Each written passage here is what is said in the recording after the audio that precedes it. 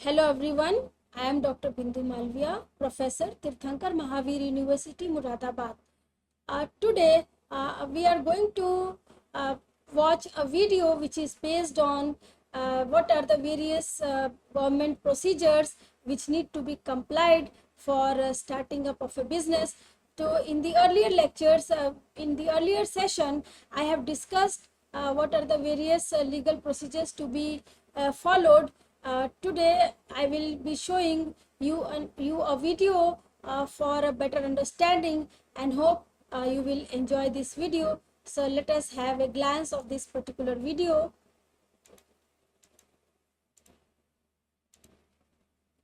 अगर आप एक नया बिजनेस शुरू कर रहे हैं तो कौन से टाइप के बिजनेस एंटिटी आपके लिए बेस्ट है? कि आपको एक सोल प्रोप्राइटरशिप रजिस्टर करनी चाहिए, पार्टनरशिप फर्म लगानी चाहिए, प्राइवेट लिमिटेड, एलएलपी, ओपीसी, इनमें से कौन सा आपके लिए बेस्ट है और कोई एक ही आपके लिए बेस्ट होगा? इस वीडियो के एंड तक डेफिनेटली आप वो चुन सकेंगे। कुछ ही दिनों पहले हमने अपने कम्युनिटी टैब पर एक पोस्ट डाला था। सवाल यह था कि क्या आप बिजनेस के बेसिक, क्योंकि ये मेरे बहुत पैशन का सब्जेक्ट है। इनफैक्ट मैंने और मेरे भाई संभव ने how to raise startup funding का कोर्स भी बनाया था, जिसमें मैंने किस तरह से फंडिंग रेज करी और मेरी टेक्निक्स आप यूज़ करते हुए कैसे अपने बिजनेस के लिए वीसी फंडिंग रेज कर सकते हैं, उसकी डिटेल्स आपको मिल जाएगी, लिंक इन डिस्क्रिप्शन। और मैं जानकर बहुत खुश हूँ कि एलएलए की कम्युनिटी बिजनेस के बारे में सीखना चाहती है। तो ये बिजनेस बेसिक सीरीज आखिर क्या है? इस सीरीज में हम कवर करेंगे कि अगर आप एक नया बिजनेस शुरू कर रहे हैं तो आपको कौन से टाइप की बिजनेस एंटिटी चुननी चाहिए, उस नए बिजनेस के लिए आपको कौन से रजिस्ट्रेशन, कौन से सर्टिफिकेट, कौन से कंप्लायंसेस करनी पड़ेगी, उसमें टैक्सेशन के क्या रूल्स रहेंगे, कैसे आप गवर्नमेंट से ग्रांट्स ले सकते हैं, सब्सिडी अवेल कर सकते हैं, वर्किंग कैपिटल को कैसे मैनेज किया जाता है, किस तरह से लोन लिए जाते हैं, किस तरह से एक्सटर्नल इन्वेस्टमेंट रेज किया जाता है। उसके अलावा कुछ बेसिक फाइनेंस के टॉपिक जो हर बिजनेसमैन को आने चाहिए, जैसे बैलेंस शीट को कैसे रीड किया जाता है, कंपनी का वैल्यूएशन कैसे किया जाता है, ये सारे ही हम इस सीरीज में कवर करने वाले हैं। अगर आप एक बिजनेसमैन हैं या स्टार्टअप फाउंडर हैं तो ये सीरीज आपके काम की है ही, लेकिन अगर आप एक स्टूडेंट हैं या फिर सैलरीड एम्प्लॉय हैं जो फ्यूचर में अपना बिजनेस शुरू करने के बारे में सोच रहे हैं, उन सभी के लिए भी ये सीरीज बहुत ही काम की होने वाली है। अब आप पूछेंगे भैया मैं कौन होता हूं ये बताने वाला? I am a third generation labour law consultant और हम 500 से ज्यादा कंपनीज को कंसल्ट करते हैं। More importantly, I am director of a private limited company, I am partner in multiple partnership firms and I am also sole proprietor of my sole proprietorship. मैंने अपने career में अलग अलग तरह के बिजनेसेस किए हैं, जैसे edtech, consulting, digital marketing, publishing.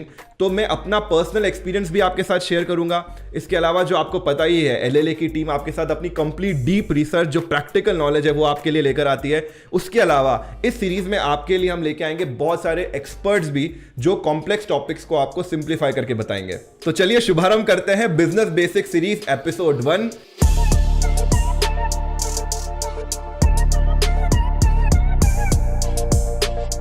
Register करनी चाहिए, पार्टनरशिप फर्म लगानी चाहिए, प्राइवेट लिमिटेड, एलएलपी, ओपीसी, इनमें से कौन सा आपके लिए बेस्ट है और कोई एक ही आपके लिए बेस्ट होगा? इस वीडियो के एंड तक डेफिनेटली आप वो चुन सकेंगे। और towards end of this video मैं आपको बोनस टिप में एक 6th type of business entity के बारे में बताऊंगा, जिसके बारे में बहुत कम लोग जानते हैं, लेकिन जब मेरे और आप जैसे आम आदमी की बात होती है तो ये टाइप की बिजनेस एंटिटी आपका बहुत सारा टैक्स बचा सकती है। और घबराइए नहीं, ये कोई पब्लिक लिमिटेड या लिमिटेड कंपनी नहीं है, बिल्कुल ही बेसिक कंपनी है जिसमें मिनिमम कंप्लायंसेस होती है। तो चलिए इन 6 बिजनेस एंटिटी के बारे में बात करते हैं। पहले 5 जो हमारी मेन एंटिटीज हैं उनका कंपेरिजन करते हैं। Sole proprietorship, partnership, private limited, LLP and OPC. तो सोल प्रोप्राइटरशिप क्या है? आपने अपना एक करंट अकाउंट खुला लिया और आपने बिजनेस करना शुरू कर दिया, यही सोल प्रोप्राइटरशिप है। इसमें कोई रजिस्ट्रेशन आपको रिक्वायर्ड नहीं होता है, यानी सारी रिस्पॉन्सिबिलिटी, सारी लायबिलिटी एज वेल एज सारा profit and loss as a individual केवल आपका है। अब मान लीजिए 2 जनों ने साथ में मिलकर बिजनेस शुरू किया, मैंने और मनदीप ने साथ में बिजनेस शुरू किया, तो हम लोग ने एक पार्टनरशिप फर्म बनाई है। अगेन इसकी कोई सेपरेट लीगल एंटिटी नहीं है, लेकिन हमारे जो बीच में एग्रीमेंट हुआ है वो पार्टनरशिप डीड या पार्टनरशिप एग्रीमेंट के आधार पर तय किया जाता है। अब हम डिसाइड कर सकते हैं कि भाई हम अपना प्रॉफिट किस रेशियो में लेंगे, 50-50 लेंगे, 40-60 लेंगे, again all depends upon partnership deed. Third आती है प्राइवेट लिमिटेड कंपनी। ये कंपनीज एक्ट के अंतर्गत गवर्न होती है और इसमें काफ़ी सारी रूल्स, कंप्लायंसेस वगैरह आ जाती है। इसमें डायरेक्टर्स होते हैं, शेयर होल्डर्स होते हैं, एक प्रॉपर कंपनी का स्ट्रक्चर इसमें बन जाता है। लिमिटेड लायबिलिटी पार्टनरशिप और एलएलपी नॉर्मल पार्टनरशिप फर्म का ही एक इवॉल्व रूप है, जिसमें पार्टनर्स पर लायबिलिटी लिमिटेड होती है। ये लिमिटेड लायबिलिटी क्या होती है इसकी कुछ ही देर में हम बात करेंगे, लेकिन LLPs गवर्न होती है लिमिटेड लायबिलिटी पार्टनरशिप एक्ट 2008 के अंतर्गत, और अगेन MCA इसको रजिस्ट्रेशन और गवर्नेंस सारी चीज़ें देखता है। लास्ट है हमारी 1 पर्सन कंपनी। 1 पर्सन कंपनी मतलब अगर किसी कंपनी में 2 डायरेक्टर है ही नहीं, केवल एक ही बंदा ही अपनी कंपनी शुरू करना चाहता है और प्राइवेट लिमिटेड जैसा एंटिटी बनाना चाहता है, तो उसके लिए सरकार ने एक ऑप्शन दिया है जो है 1 पर्सन कंपनी। अब आप सोच रहे होंगे कि सोल प्रोप्राइटरशिप और OPC में आखिर डिफरेंस क्या है, पार्टनरशिप फर्म और LLP में आखिर डिफरेंस क्या है, सभी कुछ कवर कर रहे हैं, नीचे चलते रहिए। तो ये फॉर्म बनाने के लिए आपको कहां रजिस्ट्रेशन करना पड़ता है? सबसे पहले बात अगेन सोल प्रोप्राइटरशिप की। सोल प्रोप्राइटरशिप के बारे में ज्यादातर लोगों को ये बात पता नहीं होती, लेकिन कोई भी तरह का रजिस्ट्रेशन आपको करना ही नहीं होता है।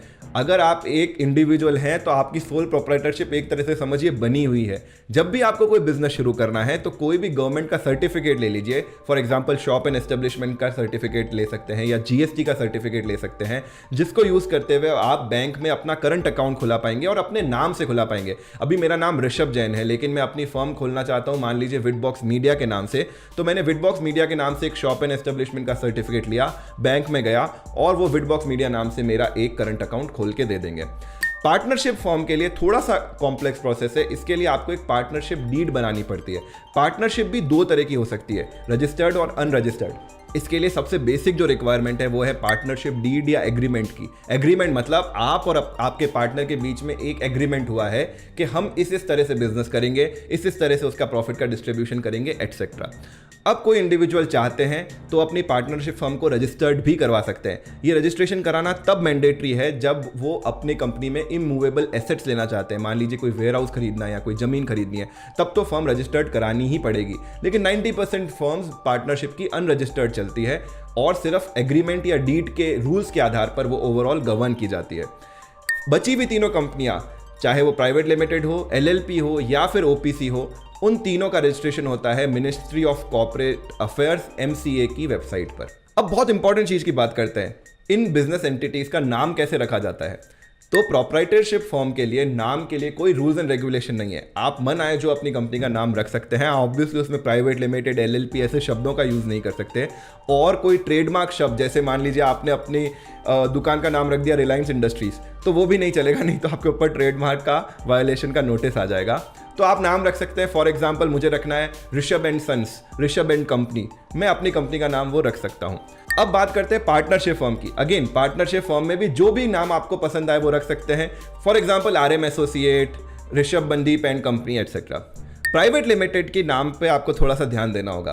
प्राइवेट लिमिटेड, LLP और OPC के नाम MCA आपको अप्रूव करके देता है, यानी उस नाम या उससे सिमिलर नाम की ऑलरेडी कोई कंपनी रजिस्टर्ड है तो आपको वो नाम बिल्कुल ही नहीं मिलेगा। साथ ही साथ इन सभी नामों के आगे एक सफिक्स जुड़ जाता है जो उनको एक डिस्टिंक्ट आइडेंटिटी देता है। For example RM trading private limited, RM OPC private limited या RM ट्रेडिंग LLP। इसमें एक और माइन्यूट डिटेल मैं आपको बता देता हूं, चूंकि ऑलरेडी लगभग 17 लाख से ज्यादा कंपनीज रजिस्टर्ड है, तो कोई भी नाम मिलना आपको आसान नहीं रहेगा और बहुत ही कॉम्प्लेक्स नाम आपको चुनने पड़ेंगे। तो ऐसे में जरूरी नहीं है कि आप अपनी कंपनी का जो नाम रखें वो अपने ब्रांड का भी नाम रखें। जैसे हम लोग जो डीमैट अकाउंट यूज करते हैं उसकी कंपनी का नाम है RKSV securities India private limited, लेकिन उनकी जो ऐप है उसका नाम है अपस्टॉक्स। अब एक ऐसा पॉइंट जो कई लोगों की नींद उड़ा सकता है, इन बिजनेस एंटिटीज की लीगल एंटिटी क्या है और इनकी लायबिलिटीज इनके प्रमोटर्स पर कितनी आती है। तो जब हम बात करते हैं सोल प्रोप्राइटरशिप की या पार्टनरशिप फर्म की, तो इसके जो प्रमोटर्स होते हैं, चाहे वो उसका सोल प्रोप्राइटर हुआ या पार्टनर हुए, इनकी अनलिमिटेड लायबिलिटी होती है। इसका मतलब ये हुआ कि मान लो बिजनेस को 10 लाख रुपए का लॉस हो गया और बिजनेस के अकाउंट में 5 लाख रुपए ही हैं, तो बचे हुए 5 लाख उस प्रमोटर के पर्सनल एसेट्स को बेचकर भी रिकवर किए जा सकते हैं, यानी लायबिलिटी अनलिमिटेड रहेगी। वहीं प्राइवेट लिमिटेड, LLP और OPC में लिमिटेड लायबिलिटी होती है, यानी अगेन 10 लाख रुपए का लॉस हो गया बिजनेस में, 5 लाख रुपए ही है कंपनी के पास एसेट्स वगैरह सब मिला के, तो 5 लाख वहां से रिकवर कर दिए जाएंगे। जो इसके प्रमोटर्स हैं उनकी लायबिलिटी जितनी उनकी शेयर कैपिटल है, यानी जितना उन्होंने शुरू में कंपनी में निवेश किया है, उससे ज्यादा नहीं हो सकती। यहां पर एक क्लियर सेपरेशन हो गया है। जो बिजनेसमैन है और उसने जो कंपनी फॉर्म की है, ये बिल्कुल अलग अलग आइडेंटिटी, अलग अलग इंडिविजुअल्स की तरह ट्रीट की जाती है, लेकिन सोल प्रोप्राइटरशिप और पार्टनरशिप में इन्हें एक ही माना जाता है। अब मेंबर्स के ऊपर क्या लिमिटेशन है? सोल प्रोप्राइटरशिप जैसे नाम ही कहता है, एक ही आदमी हो सकता है, 2 भी हो गया तो उसे पार्टनरशिप फर्म में डाल दिया जाएगा। पार्टनरशिप फर्म में मैक्सिमम 20 पार्टनर्स हो सकते हैं। प्राइवेट लिमिटेड कंपनी में मिनिमम 2 डायरेक्टर 2 शेयर होल्डर होने चाहिए और ये लिमिट मैक्सिमम 200 तक जा सकती है। प्राइवेट लिमिटेड कंपनी में एक शेयर होल्डर खुद एक प्राइवेट लिमिटेड कंपनी भी हो सकता है, यानी एक प्राइवेट लिमिटेड कंपनी दूसरे कंपनी के शेयर खरीदकर अपने पास रख सकती है। एलएलपी के केस में अगेन चूंकि एक पार्टनरशिप है, लिमिटेड लायबिलिटी पार्टनरशिप, तो इसमें अगेन 2 जने होने चाहिए, 2 पार्टनर तो होने ही चाहिए, लेकिन इसमें कोई अपर कैप नहीं है, आप अनलिमिटेड पार्टनर्स इसके अंदर जोड़ सकते हैं। और लास्ट है 1 पर्सन कंपनी।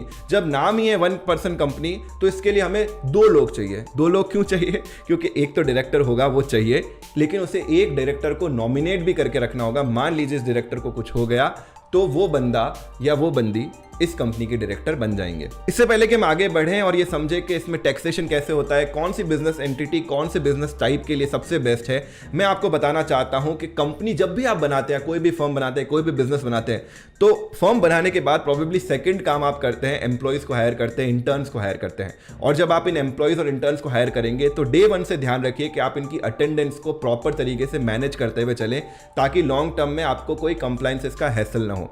इसी बात को ध्यान में रखते हुए हमने बनाया है क्विक पेरोल ऐप। इस ऐप को यूज करते हुए आप अपने स्टाफ की अटेंडेंस को बहुत आसानी से मैनेज कर पाएंगे, वो भी अपने मोबाइल ऐप से। सिर्फ 2-5 सेकंड आपको लगेंगे।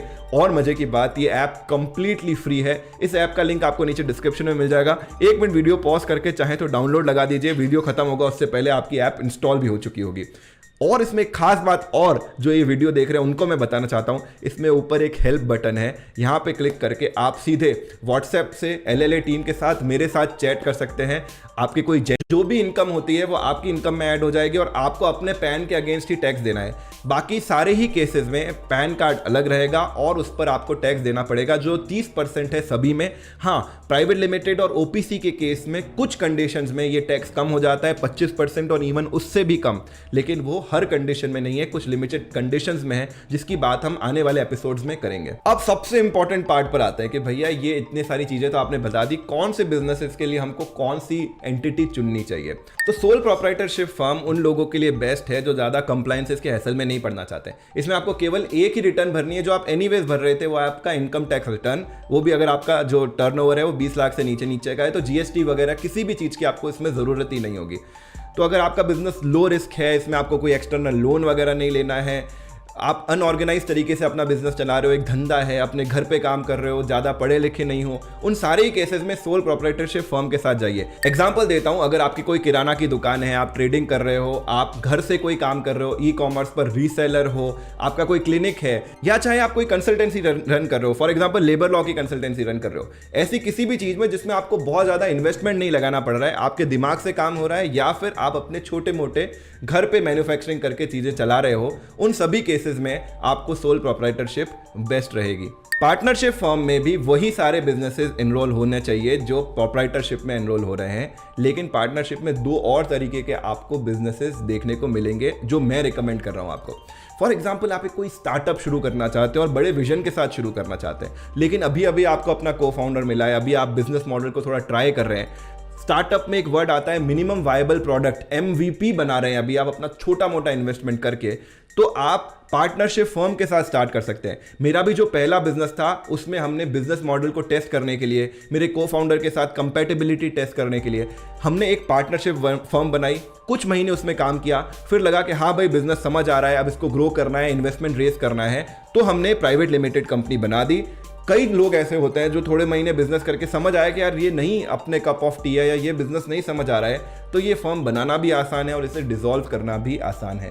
इसके अलावा अगर आपकी प्रोप्राइटरशिप फर्म थोड़ी बड़ी हो रही है, 40 लाख, 50 लाख, 1 करोड़ के आसपास आपका टर्नओवर पहुंच रहा है, तो उस केस में आप ये चाहेंगे कि आपकी जो पर्सनल इनकम है और आपकी जो बिजनेस इनकम है ये थोड़ी सेपरेट रहे। इसमें आपने जो जीएसटी लिया वो अपने पर्सनल नाम से नहीं लेकर फर्म के नाम पर लेना चाहते हैं, तो आप एक पार्टनरशिप फर्म बना सकते हैं। लेकिन आप बोलेंगे मेरे पास तो पार्टनर है ही नहीं, मैं अकेला ही बिजनेस करता हूं। कोई दिक्कत नहीं है, आप अपने फैमिली में से किसी को भी एज अ पार्टनर इस फर्म में पार्टनर बना दीजिए और वो स्लीपिंग पार्टनर की तरह एनरोल हो सकते हैं, यानी उनका डे टू डे एक्टिविटी में कोई रोल नहीं रहेगा, लेकिन आपका इनकम टैक्स के लिए पैन नंबर, जीएसटी नंबर सभी इस फर्म के नाम पर हो जाएगा और आपकी 2 सेपरेट बैलेंस शीट बन जाएगी और आप पर्सनल कैपेसिटी में ये सारी इनकम बुक नहीं कर रहे होंगे। प्राइवेट लिमिटेड कंपनी बहुत ही मल्टी डायमेंशनल है और तरह तरह के बिजनेसेस के लिए यूज़ की जाती है, स्पेशली उन बिजनेसेस के लिए जो ग्रोथ के लिए बने हैं, जो बहुत बड़ा होना चाहते हैं, जिनका हाई टर्नओवर है, जिनमें हाई वर्किंग कैपिटल लगती है, जिनको एक्सटर्नल लोन लेना पड़ता है, जिनको इन्वेस्टमेंट फंडिंग रेज करनी पड़ती है, वीसी से कैपिटल रेज करनी पड़ती है, जो इंटरनेशनल एक्सपेंशन करना चाहते हैं या बड़ी बड़ी कंपनीज के साथ, कॉर्पोरेट्स के साथ डील कर रहे हैं, और जहां पर आप बोलेंगे कि मेरी एक प्रोप्राइटरशिप फर्म है तो आपको एंट्री भी नहीं मिलेगी, जहां पर ये ट्रस्ट की बात आ जाती है, वहां पर आपको प्राइवेट लिमिटेड कंपनी बनानी चाहिए। क्योंकि अगेन जैसा मैंने ऊपर बताया, इसमें सारे शेयर होल्डर्स की लायबिलिटी लिमिटेड है, तो जब आप बड़ा काम कर रहे हैं तो उसमें बड़ा रिस्क भी रहेगा, लोन भी आपको ज़्यादा लेना पड़ेगा, और बिजनेसेस में ऑब्वियसली रिस्क रहता है। तो उस रिस्क को मिटिगेट करने के लिए और आपके कहीं पर्सनल एसेट उसमें दांव पर नहीं लग जाए, इसीलिए आपको प्राइवेट लिमिटेड कंपनी बनानी चाहिए। स्टार्टअप्स के लिए स्पेशली, अगर वो एक्सटर्नल फंडिंग रेज करना चाहते हैं, इक्विटी इन्वेस्टमेंट रेज करना चाहते हैं, या अपने कर्मचारियों को, अपने एम्प्लॉयज़ को ईसॉप्स देना चाहते हैं, उन सभी केस में प्राइवेट लिमिटेड कंपनी ही एकमात्र ऑप्शन है।